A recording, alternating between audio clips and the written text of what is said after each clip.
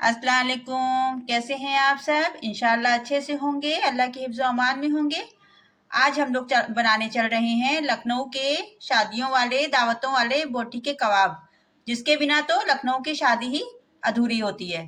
तो चलिए कैसे बनते हैं, साथ साथ चलते हैं बनाने। ये मेरे पास तकरीबन 60 ग्राम पपीता है। ये कच्चा पपीता जो होता है वो है, इसको हमने काट लिया है। और ये हमारे पास है 800 ग्राम बोटियां हैं, इसको भी हमने छोटी छोटी करवा ली हैं। तो अब हम पहले पपीता पीस लेते हैं, उसके बाद फिर आगे दिखाएंगे। तो अब हम अपनी बोटियों में जो पपीता हमने पीसा था मिक्स कर देंगे अच्छे से।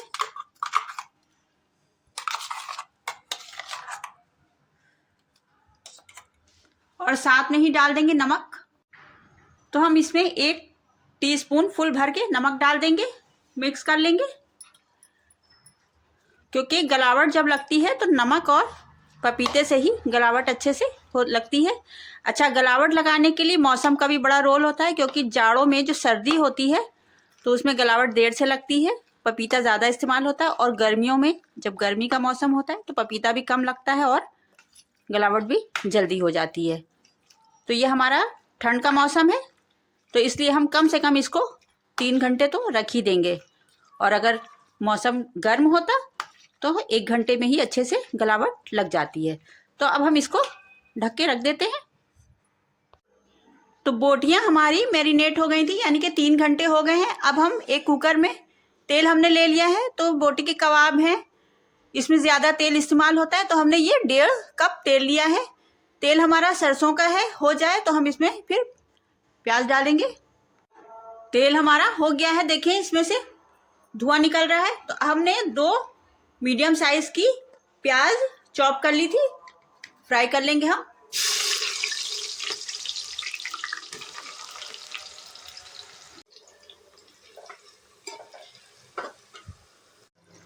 प्याज गोल्डन हो गई है, तो हम इसमें से आधी प्याज अपनी बाहर निकाल लेते हैं। आधी प्याज निकालेंगे, आधी इसी में छोड़ देंगे।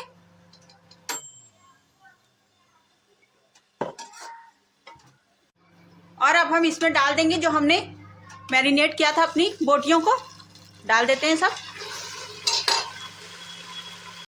और इसी के साथ डाल देंगे ये हमने 2 टेबल स्पून अदरक लहसुन का पेस्ट है और 2 ही टेबल स्पून प्याज का पेस्ट है।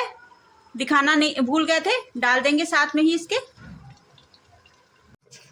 और इसी के साथ डाल देंगे हम मिर्च का पाउडर है।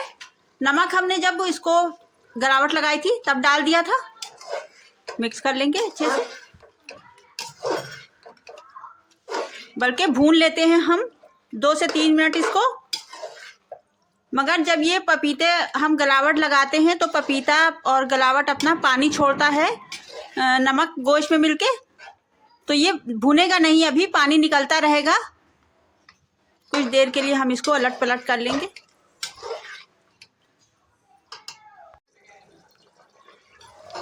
तो हमारे कबाबों को मिर्चा अदरक लहसुन के साथ पकते हुए 10 से 15 मिनट हो गए हैं। और इसकी जो कच्ची स्मेल होती है वो भी कम हो गई है। मगर हम थोड़ी देर अभी इसको और बना लेते हैं, मतलब पका लेते हैं। तो जब तक ये हमारा अच्छे से भुन रहा है कबाब, तब तक हम एक मसाला तैयार करेंगे। तो ये हमारे पास 1 स्पून भर के काली मिर्च है, ये आधा स्पून दक्कनी मिर्च है यानी कि वाइट मिर्च, ये इतना बड़ा दालचीनी का टुकड़ा है, ये 5-6 इलायची है, ये 2 काली इलायची है यानी कि बड़ी इलायची, ये लौंगे हैं 5-6, ये इतना बड़ा टुकड़ा जो है वो जॉस का है, ये 1 स्टार है, ये इतना बड़ा एक जावित्री का फूल है हमारा टूट गया है, और ये 1 चम्मच खसखस है। तो इन सब को हम भून लेते हैं। तो हमने देखें ये सब भून लिया है। और उसके साथ हमने ले लिया है 1 टीस्पून नारियल का बुरादा। और जो हमने ये प्याज निकाल ली थी वो हम एक साथ सब पीस लेते हैं।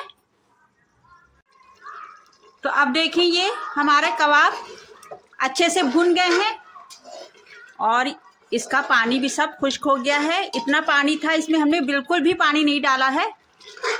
अब हम इसमें जो हमने अपना मसाला प्याज के साथ गरम मसाला पीस लिया था वो डालते हैं।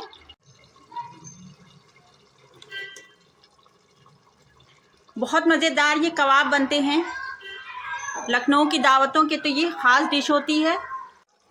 थोड़ा सा पानी हमने जो जार में पीसा था उसको साफ करके डाल दिया है। अब हम इसको मिक्स कर लेंगे। और यकीन जानिए मसाला डालते ही इतनी बढ़िया सी खुशबू आने लगी है। तो जब ये आप हमारे तरीके से बनाएंगे खुशबू तो आपको तभी पता चलेगी ना। अब इस पॉइंट पे आप नमक अपना चख लें, क्योंकि हमने गलावट जब लगाई थी तभी नमक डाला था। नमक अपना चेक कर लें। और इसी के साथ हम डाल देंगे, ये हमने 2 स्पून ये हमारा रोस्टेड बेसन है। इसकी जगह पे आप भुने चने का भी बेसन डाल सकते हैं। अच्छे से मिक्स कर लेंगे। बेसन हमें बहुत ज़्यादा नहीं डालना है। बेसन सिर्फ हम इसलिए डालते हैं कबाब हमारे बाइंड हो जाएं। मिक्स कर लेंगे। और अब बेसन जो हमने डाल दिया तो खुशबू और लाजवाब हो गई है। और अब हम इसको कुछ टाइम के लिए ढक देंगे, कवर कर देंगे।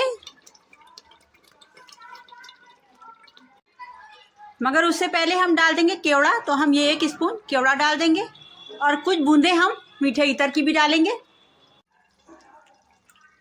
तो ये हम 2-3 ड्रॉप मीठा इतर डालेंगे। इसकी खुशबू बहुत ज़्यादा तेज़ होती है, ज़्यादा नहीं यूज़ करते हैं। और अब हम इसको कवर कर देते हैं। तो हम इसको 2 से 3 मिनट तक कवर कर देंगे और उसके बाद फिर हम फाइनल लुक दिखाते हैं इसका।